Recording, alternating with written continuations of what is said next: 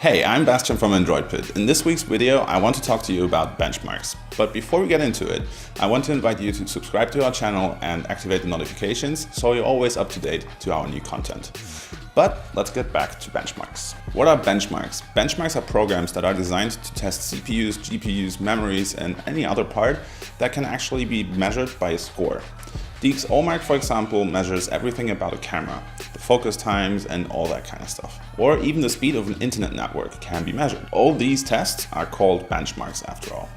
Benchmarks can be categorized into synthetic benchmarks and real-world benchmarks. The first and most common type of benchmarks simulate an extreme workload and test the components at 100% of their capacity. This allows you to evaluate the maximum power of a device. Real-world benchmarks, on the other hand, try to simulate a realistic but still very demanding workload and are more useful in assessing a product's true capabilities for specific purposes or apps.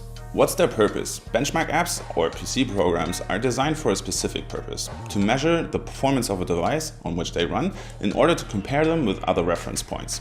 It's a comparative analysis. As electronic devices are becoming more and more complex, it's increasingly difficult to compare them just by their specs. That's why new performance measurement programs have been created and are being used all the time.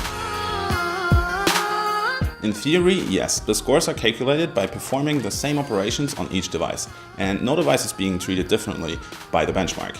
But you always need to know the state of the device before running a benchmark. Here's a practical example. If apps are open in the background while performing a benchmark test, the result will differ from another device that doesn't have any apps open.